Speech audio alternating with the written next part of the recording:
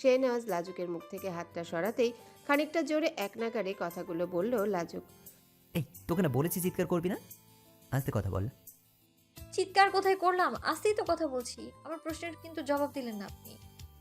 কি জবাব দেব? এই যে আপনি এত রাতে আমাদের বাড়ির ছাদে কি করছেন? আপনার তো শহরে থাকার কথা।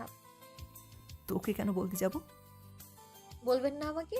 আমার বাড়ির ছাদে দাঁড়িয়ে আছেন অথচ ঠিক আছে, তবে আমি সবাইকে ডাক দিচ্ছি, ও ফুপি। আচ্ছা বলছি আমি, তুই দয়া করে তোর এই হুইসেলটা বন্ধ কর। লাজুকের হাতে হ্যাচকা টান দিয়ে চেপে ধরল শেহনাজ। তাহলে বলুন আমায়। আগে আমার বসার ব্যবস্থা কর। আপনার আবার বসতে হবে? তো এখানে দাঁড়িয়ে কি আমি মশার কেস খাবো নাকি? কথাটা কেমন যেন উদ্ভট মনে হলো লাজুকের কাছে। মশার কিস? এর আগে সে মশা কামড় দেয় এই কথা শুনেছে, কিন্তু মশা যে কিছু করতে পারে এটা সে তার জন্মের পরেই প্রথম শুনল। বেশ বিরক্ত বোধ করলো লাজুক। ছাদ থেকে নিচতলায় নামার যে সিঁড়ি সেটার উপর বসে আছে শেহনাজ। পাশে কয়েলদানিতে মশা মারার কয়েল জ্বলছে। সামনে দাঁড়িয়ে বেতে তৈরি হাত পাখা দিয়ে শেহনাজকে বাতাস করছে লাজুক। মশার কয়েল আর হাত পাখাটা অতি সন্তর্পণে আনতে হয়েছে লাজুকের, যাতে সাজিয়া মানহা লতিফা টের না পায়। যদিও এটা শেহনাজের আদেশ ছিল যেন ওদের কাউকে না বলে যে ও শিমুলপুরে এসেছে। বেশ শান্তি শান্তি লাগছে। হঠাৎ আপনার এত শান্তির কারণ? এই যে তুই আমার জন্য এত কাজ করছিস, এমনিতে তুই তো একটা অকর্মার ঠিকই। একদম আমাকে অকর্মা ঢেকে বলবেন না। চোখ মুখ কুচকে নাক সিটকে বলল লাজুক। ওকে, বলবো না। যদি তুই বলতে পারিস অকর্মার ঠেকের বাগধারা কি?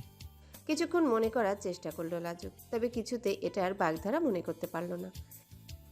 ব্যাকরণে তুই বরাবরই কাঁচা, জানতাম তো এটা পারবি না, তাই তোকে আমি অকর্মার ঠেকি বলাও আর ছাড়তে পারছি না। এটার বাগধারা কি যেন মনে পড়ছে না। এসব আবল তাবল কথা ছাড়ুন তো, সোজা কথায় আসুন। আপনি এত রাতে কেন এসেছেন শিমুলপুরে, তাও আবার সোজা চোরের মতো আমাদের ছাদে? চোরের মতন কোথায় আসলাম? আমি তো জাস্ট তোদের ছাদ ডিঙিয়ে আমাদের ছাদে যেতে চেয়েছি, আমার সঙ্গে দেখা করবো তাই। কিন্তু এত রাতে কেন? দিনের বেলায় তো চাচি আমার সাথে দেখা করতে পারতেন সরাসরি। এভাবে চোরের মতো দেখা করার কি আছে বলুন? বাড়ির মেন গেট ভেতর থেকে বন্ধ রয়েছে, তোদের এখান থেকে যাওয়ার ব্যবস্থা আছে, তাই এই উপায়টা আমাকে অবলম্বন করতে হলো। আর দিনের বেলা কেন আসেনি, লুকিয়ে কেন এসেছি, এত সব হাবিজাবি প্রশ্নের জবাব আমি তোকে দেওয়ার প্রয়োজন মনে করছি না। চাচা জানের সাথে কি নিয়ে ঝামেলা হয়েছে আপনার? শেহনাজের তেরামিমূলক কথাকে এক প্রকার প্রায় উপেক্ষা করে আবারও প্রশ্ন করলো লাজুক। দেখ, তোকে এত কৈফত আমি দিতে পারবো না। ছোট মানুষ ছোট মানুষের মতোই থাক, বড়দের কোনো ব্যাপারে নাক গলাতে বা কৌতূহল দেখাতে একদম আসবি না। কণ্ঠেশ্বর বদলে গেল শেহনাজের। এতক্ষণ বেশ ফুরফুরে মেজাজে ছিল সে, হঠাৎ কেমন যেন গম্ভীর হয়ে গেল। তোকে আর বাতাস করতে হবে না, আমার পাশে বস তো। কেন? এত প্রশ্ন করা আমার পছন্দ নয়। লাজুকের হাত হ্যাচকা টান দিয়ে নিজের পাশে বসিয়ে দিল শেহনাজ। দেখছি রান্না করাও শিখে গেছিস। তো রান্না করা খিচুড়ি খেতে কেমন হয়েছে? মোটামুটি ভালোই। আপনাকে কে বললো আমি খিচুড়ি রান্না করেছি? বিস্ময়ের শেষ পর্যায়ে গিয়ে পৌঁছালো লাজুক। তোদের সব খবর আমি রাখি, দুদিন শিমুলপুরে নেই তো কি হয়েছে, সবার সব খবর আমার কাছে ঠিকই পৌঁছে যায়। কে কি করছে না করছে এর হিসেব তো আমি ফিরে এসে নেবই। কিছুটা ভয় পেল লাজুক, তাদের শান্তি আবারও বিনষ্ট হবে। ওর মনে হলো একটু শান্তিতে ছিল তারা দুটো দিন, তাও বিধাতার সহ্য হলো না। এই দুদিন বাসাতে পড়াশোনা করেছিস? সাবলীলভাবে প্রশ্ন শেহনাজের। না, পড়িনি। কম্পিত কণ্ঠে উত্তর দিল লাজুক। দুদিন আমার অনুপস্থিতিতে তোদের পড়াশোনা দেখছি শিখে উঠেছে, আর বেশি দিন শান্তির আশা করিস না। শোন, সব সাবজেক্টে যে চ্যাপ্টারের পড়াগুলো ছিল ওগুলো করে রাখবি, ফিরে এসে পড়া কমপ্লিট চাই, ওকে? রাত ৩টার সময় আপনি আমাকে পড়াশোনা নিয়ে জ্ঞান দিচ্ছেন? তো কি চুমু খাবো নাকি তোকে? শেহনাজের সাবলীল জবাব। তার কণ্ঠে নেই কোনো বাধা নিষেধ, মনে হচ্ছে এটা তার কাছে নর্মাল একটা কথা। ছি, কি জঘন্য কথা বলছেন আপনি! আমার কান নিপাত যাক। জঘন্য কথার কি আছে? তুই তো এটাই শুনতে চাচ্ছিলি, এখন তো শুধু তোর কান নিপাত যাচ্ছে। ফিরে এসে যদি আমি সব পড়া কমপ্লিট না পাই তাহলে তোর ওই বেগুনের মতো গাল দুটো নিপাত যাবে, বুঝতে পেরেছিস? জি, বুঝতে পেরেছি। আপনি কি এখন আবার চলে যাবেন নাকি? হুম, সাবধানে থাকিস। তোর আব্বা আমার অনুপস্থিতিতে কোনো দুষ্টুমি করবি না। ওকে? লাজুকের হাত দুটো নিজের হাতের মুঠোয় পুরে বলল শেহনাজ। নিজের হাত ছাড়িয়ে নিতে চাইল লাজুক, কিন্তু শেহনাজ আরো বেশি শক্ত করে লাজুকের হাত চেপে ধরল। আব্বা আম্মা যে বাড়িতে নেই এই খবরও আপনি জানেন?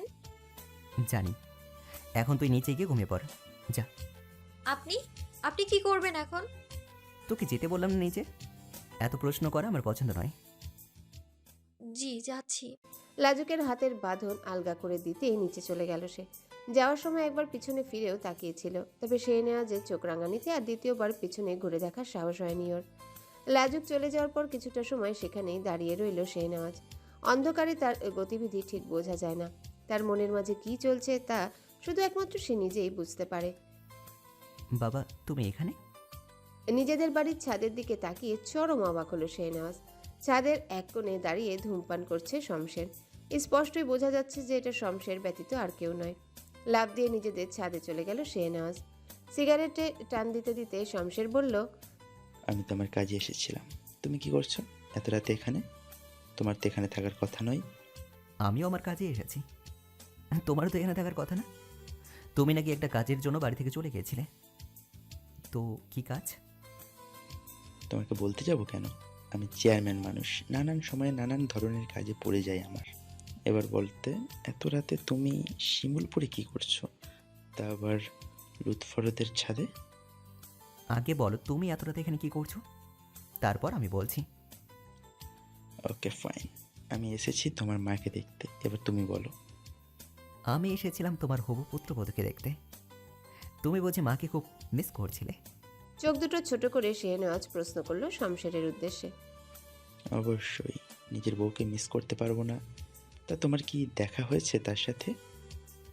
হুম, হয়েছে, তবে সে ঘুমছিল। তোমার দেখা হয়েছে মার সাথে? সেও ঘুমেছিল, শুধু এক নজর দেখেই চলে এসেছি। আমাকে একটু শেয়ার করো। শমশেরের দু আঙ্গুলের মাঝখানে থাকা আধপোড়া সিগারেটটার দিকে লক্ষ্য করে বলল শেহনাজ। ধূমপান স্বাস্থ্যের জন্য ক্ষতিকারক। তাহলে তুমি খাচ্ছ কেন? তুমি তো জীবনের অনেক দুশ্চিন্তা অশান্তি থেকে বের হওয়ার উদ্দেশ্যে এটাকে কাজে লাগানোর চেষ্টা করেছে, যদিও আমি জানি এটা ব্যর্থ। শমশেরের হাত থেকে সিগারেটটা নিয়ে তাতে এক টান দিয়ে সেটা পায়ের নিচে পিষে ফেললো শেহনাজ। শমশের কিছু বলল না। বাড়ি ফিরছো কবে? কিছুক্ষণ বাপ ছেলে দুজন চুপচাপ থাকার পর নীরবতা ভাঙল শমশের। 2-1 দিনের মধ্যে। তুমি? আমিও কয়েকদিনের মধ্যে ফিরবো। আমার এখন যেতে হবে। একটু পরেই ফরজের আজান দেবে। পূর্ব গগনে সূর্যোদয় হবে, তখন বের হওয়াটা মুশকিল হবে। তাই আমাকে এখনই যেতে হবে। ব্যস্ত হয়ে বলল শেহনাজ। তুমি যাচ্ছ যখন, তো আমাকেও একটু শিমলপুরের বাইরে পর্যন্ত এগিয়ে দাও। আচ্ছা চলো। জিপ গাড়িতে শমশের আর শেহনাজ বসে আছে, দুজনেই নীরব। শিমুলপুরের বাইরে আসতেই শমশের নেমে গেল জিপ থেকে। তার জন্য সেখানে বাইক নিয়ে অপেক্ষা করছিল তার দলের একজন লোক। যাওয়ার সময় সে শেহনাজকে বলল, আমি জানি যে তুমি তোমার দরকারি কাজেই শহরে গিয়েছো, তবে এভাবে না গেলেও পারতে। বাড়ির সবাইকে সুন্দরভাবে বুঝিয়ে গেলে এভাবে আর তারা টেনশন করতো না। যাই হোক, কাজ শেষ হলে দ্রুত ফিরে এসো। আমি চেষ্টা করব যত দ্রুত সম্ভব কাজ শেষ করে ফিরে আসার। আচ্ছা, খোদা হাফিজ। খোদা হাফেজ। বিদায় নিল শমশের। শেহনাজও চলে গেল তার জিপ গাড়ি নিয়ে। বাবা ছেলে দুজন দুই পথের পথিক হলো। লাজুক, এই লাজুক। লতিফার চিৎকারে ঘুম ভাঙল লাজুকের। রাতে দেরি করে ঘুমানোর কারণে সকালে অনেক বেলা পর্যন্ত ঘুমিয়েছিল সে। ঢুলু ঢুলু চোখে ঘুম নিয়ে লতিফার চেঁচানোর উৎস খুঁজে ছাদে গেল সে। ছাদে লতিফার সাথে সাজি আর মানহাও দাঁড়িয়েছিল। কি হয়েছে ফুপি? ডাকছো কেন? একটু শান্তিতে ঘুমোতেও দিলে না। চোখ কচলে বলল লাজুক। এসব কি? সিঁড়ির দিকে ইশারা করে লতিফার প্রশ্ন। ওরা সরে দাঁড়াতে সিঁড়ির দিকে তাকে আটকে উঠল লাজুক। কয়েলদানি এখানে? এই কয়েলদানিটা এখানে কেন? এটা তো রুমে থাকার কথা ছিল।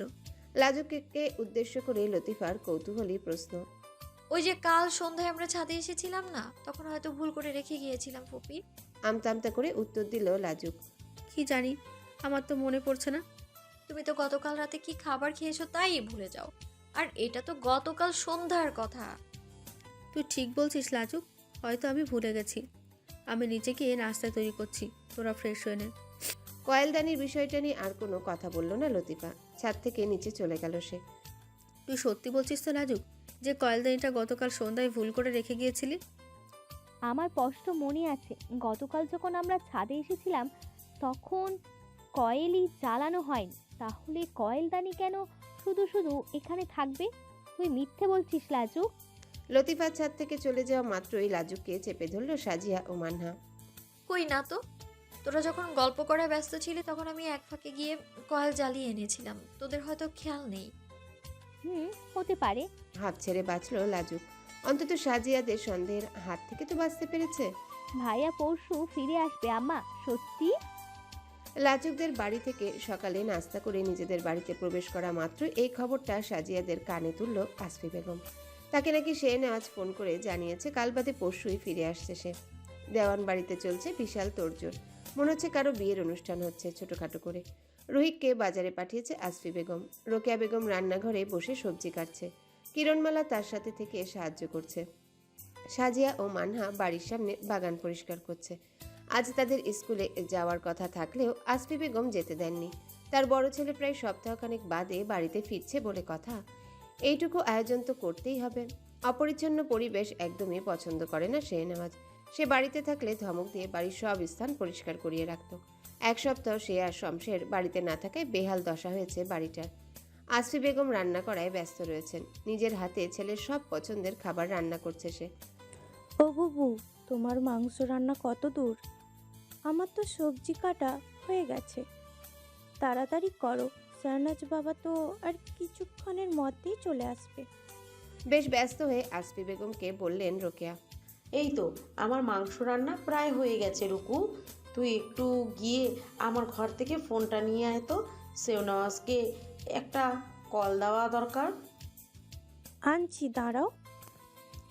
হ্যালো, হ্যাঁ আব্বা, তোর আর কত সময় লাগবে আসতে? এই তো মা, প্রায় 1.5 ঘন্টার মতো লেগে যাবে। এখনও শিমুলপুর অবধি পৌঁছায়নি। আচ্ছা, তুই ধীরে সুস্থে আয়। হুম। ও সাজিয়া, শোন তো একটু। কি হয়েছে মা? কোনো দরকার? তোকে সেই সকালে বললাম লাজুক আর লতিফাকে ডেকে নিয়ে আয়। লুৎফুর ভাই আর তহুরা ভাবি তো এখনো ফেরেনি বাড়িতে। ওরা আর দুপুরে কষ্ট করে রান্না করতে যাবে কেন? বরং আজ দুপুরে এবং রাতে আমাদের এখানেই খাবে না হয়। তুমি এত কাজ ধরিয়ে দিয়েছো যে দম নেওয়ারও সময় পাচ্ছি না। তাহলে লাজুকদের বাড়িতে কখন যাই বলো তো? আচ্ছা, আমি যাচ্ছি ওদেরকে ডাকতে। লাজুক, এই লাজুক, বাড়িতে কেউ আছে? লাজুকদের বাড়ির গেট বাইরে থেকে তালাবদ্ধ দেখলো সাজিয়া। কি ব্যাপার, ওরা বাড়িতে নেই? এই অসময়ে যাবে কোথায়? এসব চিন্তা ভাবনা করতে করতে বাড়িতে ফিরে গেল সাজিয়া। ও মা, লাজুকরা বাড়িতে নেই। বাড়ির গেট বাইরে থেকে তালা দেওয়া। কি বলিস, কোথায় গেছে ওরা? আমি কিভাবে জানবো? হঠাৎ করেই গেছে হয়তো। না হলে কোথাও বের হওয়ার প্ল্যান থাকলে আমাকে বলতো না? একটা কল দে তো লতিফার ফোনে। দিচ্ছি। মা, এই নাও, কথা বলো। কল রিসিভ করলে আমাকে ধরিয়ে দিস। কিরে লতিফা, কোথায় তোরা? তোদের বাড়িতে পাঠিয়েছিলাম সাজিয়াকে, ও গিয়ে দেখলো গেটে তালা দেওয়া। আমি আরও চেয়েছিলাম তোরা কষ্ট করে রান্না করবি, আর তার থেকে বরং আমাদের বাড়িতে দুপুরে আর রাতের খাওয়াটা সেরে নে। তোরা ফিরবি কখন?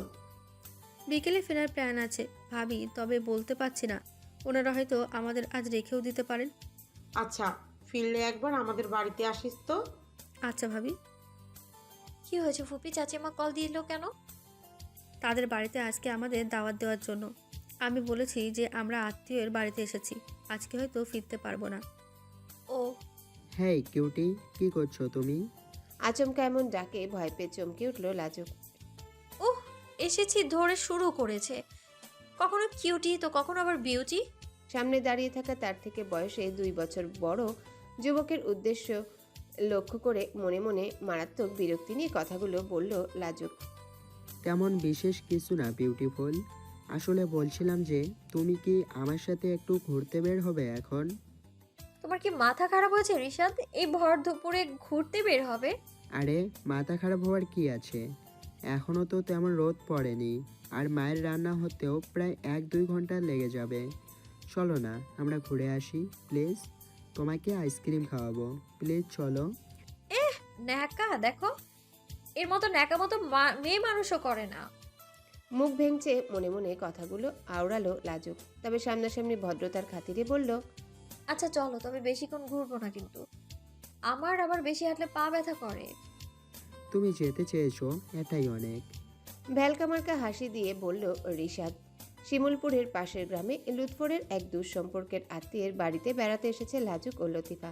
সেই আত্মীয়ের একমাত্র ছেলে হলো রিশাদ। বয়স তার 18 পেরিয়ে 19-এ পড়লেও স্বভাবে সে খুবই ন্যাকা। বাবা মায়ের একমাত্র ছেলে হিসেবে আহ্লাদ একটু বেশিই পেয়েছে সে, এমনটাই ধারণা লাজুকের। এই বাড়িতে সে যতবারই এসেছে রিশাদের কর্মকাণ্ডে বেশ বিরক্ত হয়েছে। হেই কিউটি, দেখো ওই গাছটা খুব সুন্দর না? এ কি ঢ্যাঁড়স গাছও চেনে না? এমন একটা ভাব করছে যেন জীবনে প্রথমবার দেখছে ঢ্যাঁড়স গাছ। ঢ্যাঁড়স একটা। মনে মনে বেশ বিরক্ত হলো লাজুক, তবুও ও মুখে মুচকি হাসি রেখে হাঁটতে থাকলো। হাঁটতে হাঁটতে একটা মুদি দোকানের সামনে এসে দাঁড়িয়ে গেল রিশাদ। কি হয়েছে, দাঁড়িয়ে গেলে কেন? আবার কি কোনো সুন্দরী গাছ চোখে পড়েছে নাকি? হ্যাঁ, ভ্রূণ নাচিয়ে প্রশ্ন করলো লাজুক। আরে না, চলো আইসক্রিম খাবো। হ্যালো। হ্যাঁ মা, আমি প্রায় চলে এসেছি। এখন আমি শিমুলপুরের কাছাকাছি আছি, আর কিছুক্ষণ বাদেই চলে আসবো। আসফি বেগমের কথা বলতে বলতে রাস্তার অপর পাশের একটা দোকানের দিকে তাকিয়ে অবাক হলো শেহনাজ। রাস্তা পার হয়ে দোকানটার সামনে গিয়ে দাঁড়ালো সে। তুই এখানে? জিপে শেহনাজের পাশে বসে উসখুস করছে রুহিক। শেহনাজকে কিছু একটা বলতে চায় সে, তবে কোনো দ্বিধার কারণে বলতে পারছে না। এদিকের বাজারটায় কেনাকাটা করতে এসেছিল রুহিক। ফেরার পথে দোকানটা থেকে বাকি সব জিনিসপত্র নিচ্ছিল। তখন হঠাৎ শেহনাজকে তার সামনে দেখে বেশ অবাক এবং সাথে খুশিও হয় সে। কিছু বলবে আমাকে? শেহনাজের গম্ভীর কণ্ঠস্বর শুনে হাত কচলানো বন্ধ হলো রুহিকের।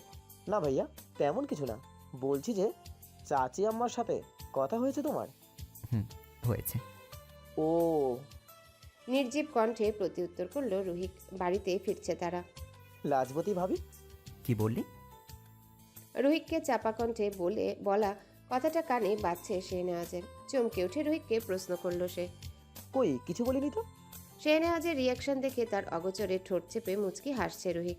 রুহিকের জবাব শুনে আর কোনো কথা বলল না শেহনাজ। কিছু একটা চিন্তা ভাবনা করলো মনের গহীনে। জিপের স্পিড আরো বাড়িয়ে দিল সে। এবার বাড়ি ফিরে চলো ঋষাদ, আমি আর হাঁটতে পারছি না। চকলেট ফ্লেভারের আইসক্রিমটা খেতে খেতে বলল লাজুক। আচ্ছা, যাওয়া যাক তাহলে। রিশাদের বাড়ির উদ্দেশ্যে রওনা হলো ওরা। ঘুরতে ঘুরতে বেশ খানিকটা পথ পার হয়ে এসেছে ওরা। এখন ফিরতে কমপক্ষে আধা ঘন্টা সময় লাগবে। ছেলের কপালে সমানে চুমু খেয়ে যাচ্ছে আসফি বেগম। সোফায় বসিয়ে শেহনাজের মাথায় হাত বুলিয়ে দিচ্ছেন তিনি। তুই আমাকে ছেড়ে কিভাবে থাকলি এই কয়টা দিন? একটু কি তোর মনে পড়েনি আমাদের কথা? কান্না জড়ানো কণ্ঠে বললেন আসফি বেগম। হাতে থাকা লেবু শরবতের গ্লাসটা শব্দ করে সামনে থাকা টি টেবিলের উপর রাখলো শেহনাজ। তার চারিপাশে ঘিরে দাঁড়িয়ে আছে দেওয়ানবাড়ির প্রত্যেক সদস্য। অস্বস্তি হচ্ছে শেহনাজের, তবুও স্বাভাবিক থাকার চেষ্টা করে আসফি বেগমের উদ্দেশ্যে বলল, কি হয়েছে মা তোমার? এমন ওভারহেড কেন হচ্ছে তুমি? এর আগেও তো আমি তোমাকে ছেড়ে, তোমাদের সবাইকে ছেড়ে থেকেছিলাম, তাই না? বিরক্তি নিয়ে বলল শেহনাজ। মুড ভালো নেই তার। কিছুক্ষণ আগে পথে রুহিকের বলা কথাটা নিয়ে বেশ ভাবনা হচ্ছে তার। চিন্তা করবো না বল? এর আগে তো কখনো তুই এভাবে কাউকে কোনো কিছু না বলে বাড়ি থেকে দূরে যাসনি। এবার একটা খুবই আর্জেন্ট কাজ পড়ে গেছিল, তাই তোমাদেরকে না বলেই যেতে হয়েছে। তুই তো জানিস তোকে নিয়ে কতটা চিন্তায় থাকি আমি। একবার নিজের মাকে ব্যাপারটা বুঝিয়ে বলতে পারতিস। একরাশ অভিমান ও অভিযোগ নিয়ে বললেন আসফি বেগম। দেওয়ান পরিবারে তার সকল অভিমান একমাত্র শেহনাজকে ঘিরে। সরি মা, আর কখনো এমন হবে না। এরপর থেকে কোথাও গেলে যতই আর্জেন্ট হোক না কেন, অবশ্যই আমি তোমাকে বলে যাব। মায়ের সামনে হাঁটু গেড়ে বসে তার হাত দুটো নিজের হাতের মুঠোয় নিয়ে কথাগুলো বলল শেহনাজ। আচ্ছা বাবা, ঠিক আছে। ছেলের মাথায় হাত বুলিয়ে দিতে দিতে বললেন আসফি বেগম। চোখের কোণে দুফোঁটা জল এসে জমেছে তার। হাতের উল্টো পিঠ দিয়ে তার সযত্নে মুছে দিল শেহনাজ। একদম কোনো রকম কান্নাকাটি করবে না, বাংলা সিনেমার মায়েদের মতন। দিনে দিনে না তুমি খুব ইমোশনাল হয়ে যাচ্ছ। দেওয়ার বাড়ির কর্তি হিসেবে তোমার চোখে না অশ্রু মানায় না, জানো? এবার আমাকে খেতে দাও তো। কতটা পথ জার্নি করে এসেছি, আমার ভীষণ খিদে পেয়েছে। মনে মনে খুব খুশি হলেন আসফি বেগম। ছেলে তাকে অনেক ভালোবাসে। মা, তার আগে একটু রোহিক সাজে আর মানাকে নিচে পাঠাতো। কি হয়েছে ভাইয়া, ডেকেছিস কেন আমাদের? দোতলা থেকে নিচে এসে শেহনাজের সামনে সোজা স্ট্যাচু হয়ে দাঁড়িয়ে রইল সাজিয়া, মানহা আর রোহিক। রুহিক, এটা তোর জন্য। কালো একটা শপিং ব্যাগ রুহিকের হাতে দিল শেহনাজ। ব্যস্ত হাতে ব্যাগের ভেতরে থাকা প্যাকেটটা খুলে একটা লাফ দিল রুহিক। উহ ভাইয়া, হেডফোনটা কত সুন্দর। তোমাকে আমি অনলাইনে যেটার ফটো দেখিয়েছিলাম অবিকুল, সেরকম তোমাকে অনেকগুলো পাপ্পি দেব। শেহনাজের দিকে মুখটা বাড়িয়ে দিল। রুহিক, ওই একদম না। কি করছিস? তোর পছন্দ হয়েছে, এতেই আমি করছি। আর পাপ্পা দেওয়া দরকার নেই। তাই তো, পাপ্পি আমি কেন দেবো? পাপ্পি দেবে তো অন্য কেউ। খানিকটা জোরে কথাটা বলল রুহিক। ফলাফলস্বরূপ শেহনাজের কানে গেল। মানে? ভ্রুযুগল কিঞ্চিত পরিমাণে কুচকে রুহিককে প্রশ্ন করল শেহনাজ। মানে কিছু না, আমি যাই বরং। দৌড়ে সিঁড়ি বেয়ে দোতলায় চলে গেল রুহিক। পেছনে রেখে গেল তার কথার রহস্য যা ভেদ করতে ব্যস্ত শেহনাজ। সাজিয়া, মানা, এই দুটো আমি তোদের জন্য এনেছি। সাজিয়া ও মানহার হাতে দুটো ব্যাগ ধরিয়ে দিয়ে ড্রয়িং রুম ত্যাগ করলো শেহনাজ। সাজিয়া, প্যাকেট দুটো খোলতো। দাঁড়া, খুলছি। ওয়াও, আমার পছন্দের ক্লিপ, ব্যান্ড, চুড়ি আর ডায়েরি। ডায়েরিটা কি সুন্দর দেখ মানহা, ওপরের পরি স্টিকার। বেশ আনন্দের সাথেই বলল সাজিয়া। তাদের বয়স অনুযায়ী এই উপহারগুলোতেই তারা মারাত্মক আনন্দিত হয়। রুমে এসে শেহনাজ জামা কাপড়ের ব্যাগের ভেতর থেকে ছোট লাল রঙের ব্যাগটা নিয়ে খুব যত্ন সহকারে তার আলমারিতে রেখে তালা দিয়ে দিল। অতঃপর কিছু একটা ভেবে ড্রয়ার হাতড়ে ডায়েরিটা বের করলো সে। ডায়েরিটা নিয়ে তার একান্ত ব্যক্তিগত স্থানে রেখে দিল, যে স্থানের সন্ধান পাওয়া দুষ্কর। আগেই সন্দেহ হয়েছিল শেহনাজের। ডায়েরিটা ড্রয়ারে রাখাই ভুল হয়েছে তার। হেই কিউটি, কি করছো? দুপুরে খাওয়া দাওয়া করে একটা লম্বা ঘুম দেওয়ার উদ্দেশ্যে গেস্ট রুমে গিয়ে বসতেই রিশাদের ডাকে মেজাজটাই বিগড়ে গেল লাজুকের। না, একটু ঘুমাতে এসেও শান্তি নেই। এমনিতেই কাল রাতে শেহনাজের জন্য ঘুমাতে পারেনি সে। কোনো দরকারি কথা থাকলে জলদি বলো, আমি ঘুমাবো এখন। তুমি এখন ঘুমাবে? ভেবেছিলাম আমরা ছাদে যেয়ে গল্প করব। আমি ঘুম থেকে উঠি তারপর। এখন আমার প্রচন্ড ঘুম পাচ্ছে, তুমি আসতে পারো। এক প্রকার প্রায় ঠেলে ঠুলে রিশাদকে রুম থেকে বের করলো রাজু। যদিও এটা ওদেরই বাড়ি, তবে বর্তমানে ঘুমের জন্য বাধ্য হয়ে এমনটা করলো লাজুক। নতুবা আরও কিছুক্ষণ কথা পারবে রিশাদ। রিশাদ যাওয়া মাত্র বিছানায় গা এলিয়ে দিল লাজুক। কিছুক্ষণের মধ্যে ঘুমের রাজ্যে পাড়ি দিল সে। ডাইনিং টেবিলে শেহনাজের চেয়ারের পাশে দাঁড়িয়ে তার প্লেটে সমানে খাবার দিয়ে যাচ্ছে আসফি বেগম। তার পাশে দাঁড়িয়ে আছে রোকেয়া বেগম। টেবিলের অপর পাশে শাড়ি দেওয়া চেয়ারে বসে খাবার খাচ্ছে সাজিয়া, মানহা ও রুহিক। রেজাউল দেওয়ান বাড়িতে নেই, তিনি সকালের খাবার খেয়ে বের হয়েছেন। রোকেয়া বেগমকে ফোন করে জানিয়েছেন দুপুরে বাইরে খেয়ে নেবেন, গুরুত্বপূর্ণ কাজ আছে তার। ও সাজিয়া, তুই খেয়ে একটু রতিপাকে কল দে তো, ওরা কি আসবে আজকে জিজ্ঞেস কর। আচ্ছা মা, খেয়ে দাদিমার ঘরে গিয়ে কল দিচ্ছি। লতা ফুপুকে কল দেওয়ার কি দরকার মা? ওরা বাড়িতে নেই। না, লুৎফুর ভাই আর তহুরা ভাবি বাড়িতে নেই। ওনারা যেখানে গেছেন সেখান থেকে ফিরতে কয়েকদিন দেরি হবে, তাই লতিফা আর লাজু ও আজ সকালে ওদের এক দূর আত্মীয়ের বাড়িতে গেছে বেড়াতে। হয়তো আজ ফিরবে না ওরা। কি? বিষম উঠল শেহনাজের। আসফি বেগম ব্যস্ত হয়ে তার ছেলেকে পানি খাওয়ালো। রোকেয়া বেগম পিছনে দাঁড়িয়ে জোরে জোরে শেহনাজের পিঠে হাত বোলাতে থাকলো। সাজিয়া আর মানহা চোখ ছোট ছোট করে তাদের ভাইয়ের দিকে তাকিয়ে রইল। বেশ হতবাক হয়েছে তারা। কি এমন কথা বলা হয়েছে যে হঠাৎ করে এমন বিষম খাবে শেহনাজ? রুহিকের কোনো হেলদোল নেই। শেহনাজের মুখ পানে তাকে একটা বাঁকা হাসি দিল সে। এইবার তুমি কেমনে থাকবা ভাইয়া তোমার লাজবতীকে ছাড়া? দোয়া করিও ওরা যেন আর 2-4 দিন সেখানে থেকে আসে, তবেই না তোমার অস্থিরতা বোঝা যাবে। 2 দিন না দেখে ঠিকই রাতের আধারে আসতে হলো তোমাকে। এবার কি করবে? মনে মনে কথাগুলো আওড়ালো রুহিক। শেহনাজের চুপসে যাওয়া মুখটার দিকে তাকে খুব হাসি পেল ওর। তবে ইচ্ছাটাকে আপাতত দমন রাখলো। কি হয়েছে বাবা, বিষম উঠলো কেন হঠাৎ? ব্যস্ত হয়ে শেহনাজের মাথায় হাত বুলিয়ে বলল আসফি বেগম। এমনি মা, তেমন কিছু না। মা, লাজুকরা আজ ফিরবে না, 2-1 দিন দেরি হবে ফিরতে। শেহনাজ আর আসফি বেগমের কথার ফাঁকে উঠে গিয়ে লতিফাকে ফোন দিয়েছিল সাজিয়া। লতিফা জানিয়েছে তাদের ফিরতে 2-1 দিন দেরি হবে। মা, আমার খাওয়া শেষ, আমি রুমে যাচ্ছি। সাজিয়ার মুখ থেকে কথাটা শোনার সাথে সাথেই খাওয়া বন্ধ হয়ে গেল শেহনাজের। টেবিল ছেড়ে উঠে দাঁড়ালো সে। এই অল্প 2 লোকমা খেয়ে পেট ভরে গেছে তোর? টেবিলে বস, আমি তোকে খাইয়ে দিচ্ছি। না আমার, আমি আর খেতে পারবো না। হন্তদন্ত হয়ে দ্রুত পায়ে হেঁটে দোতলায় নিজের রুমে চলে গেল শেহনাজ। দেয়ালের সাথে লাজুককে চেপে ধরে দাঁড়িয়ে আছে শেহনাজ। চুল তার উস্কো খুস্কো, চোখের দৃষ্টি উদ্ভ্রান্ত, মুখ ফ্যাকাশে হয়ে আছে। দেখেই বোঝা যাচ্ছে কয়েকদিন ঘুম হয়নি তার। 3 দিন পরে বাড়িতে ফিরেছে লাজুকরা।